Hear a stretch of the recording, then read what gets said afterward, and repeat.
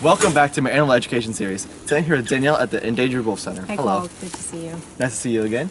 And what do we have there behind us? We have a mom African painted dog, and some of her puppies are out right now. She just ate a good bit of food and then fed it to the pups, so they are chowing down. And for me at least, it's my first time seeing painted dog puppies. And even though from a distance I don't have my glasses on, they look adorable. They are, of course. And how many of them do you have in total? So in this litter we have 13, and then this mom has a sister who also had a litter of 10. So we have 23 painted dog puppies right now. And that's a lot of new animals to care for. It sure is. And how are you going about training these new puppies? So right now it is the very, very basics. We just want them to come up to us and take meat, and that's where we started, and that's where we're having some success right now. So our other mom's litter, they've taken onto it a little bit more than these guys, and they come barreling over to the fence with their little wobbly legs and just come and take the meat from us, and it is wonderful. And I also like to toss them some meat in there. And she just kind of took it back in there to like let them know this food. And you said that they regurgitated it. Yeah. So the way that puppies start eating meat is by eating what mom eats.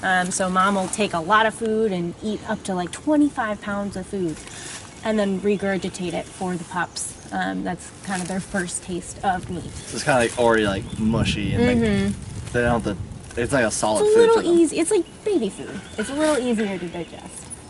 And mom just disciplined the babies a little bit. They think that they're trying to nurse, and she's ready for them to be done.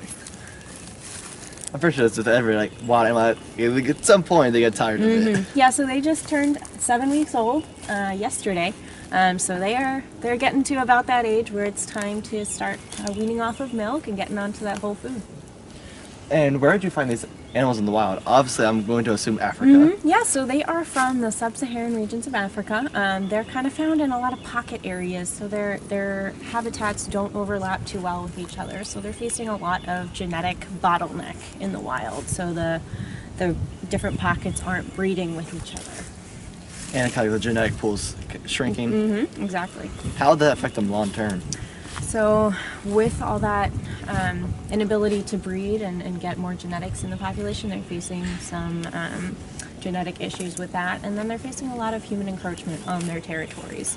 So there are only about 4,000 to 7,000 painted dogs left in the wild. And are they a part of some sort of SSP program? They are. So the Painted Dog SSP is very big here in the United States. They help us. We've been in constant contact with them about the best way to manage these new puppies, and they've been a lot of help for us. And you said like 23 new puppies. That's a good start to helping out. It is huge. This year has been insane with the number of litters of painted dog puppies born. Usually 1 or 2 happen every year. And you've had 2 by and yourself. we've had just 2 here. So there are quite a few new additions to the Painted Dog SSP this year. Which is good. Like it's expanding the genetic pool and make it the swap the animals between facilities, and hopefully we'll see a good increase in painted dogs and being released back to the wild. Yeah. For So the we're next not quite couple there. years. Yeah, we're not quite there yet with the Painted Dog SSP. There are not releases into the wild for them right now. But what we do have is a backup population if we do need to get to that point. And what's one of your favorite things about taking care of these painted dogs? They are so playful. You can see it with the puppies and with the adults. Haka is the dad, and he is just so involved in taking care of the kids. Like mom, he regurgitates for them, but he also interacts with all the babes. It's really fun to get to see. And off camera, like the dad's enclosure is over here, and I'm pretty sure the sister was released into his enclosure, because I see 2 in there now. Yeah, so he is with 1 female, and we're gonna actually shift him over with the other girl later today. So do you guys just shift them back and forth between like this enclosure and the other one? We are shifting him back and forth so he gets to know both litters, so he can help take care of both litters and be a part of their lives. And I've also noticed that he's a bit chubbier than usual. Yeah. Is it taking part in both litters? Yeah, so he is getting a lot of extra food right now because he is regurgitating for those puppies, and so a lot of it is going through him to them, but he's keeping on to some of it. So you mentioned off camera that these animals came here as part of the SSP, but which facilities did they come from? So they came from the Good Zoo in Oglebay, West Virginia. The 2 girls came with their parents and their brother, and so Haka came here just about a year and a half ago or so. He came with his dad and his brother, and he was born at the Brookfield Zoo, and they came to us from Springfield, Missouri. And I'm hearing a bunch of vocalizations. What exactly is that vocalization for? So I'm assuming it's getting the mom's attention. Yeah, those pups talk quite a lot, but I think they were just telling mom that we are hungry and we are ready to nurse, and so she is letting them do that right now. She probably succumbed to the pressure. She couldn't bear them off much longer. Yeah, she's tried. She's actually laid down on top of them to try to get them to stop nursing. I think she's a little sore. So what do these panda dogs eat in the wild? So they typically go after smaller antelope, and they are some of the best hunters. So you might hear, lions are so good at hunting, but they're only successful about 30% of the time, if they're lucky. Painted dogs are so successful at hunting, they get their prey 60 to 70 times out of 100. And it's because they are so cohesive as a group. They work together. Each dog has its own job.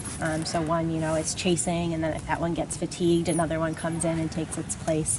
And that cohesive group and they're working together leads to such success in hunting. I've seen videos of them hunting on Animal Planet and stuff. It's just insane on how they just work as a group. And they would mention their stamina, they can almost outrun it because if, as you said, if one gets tired, another one's there to take its place. Yep. And it's just so fascinating. They're so good at working together. They're so social, and they communicate so well with one another.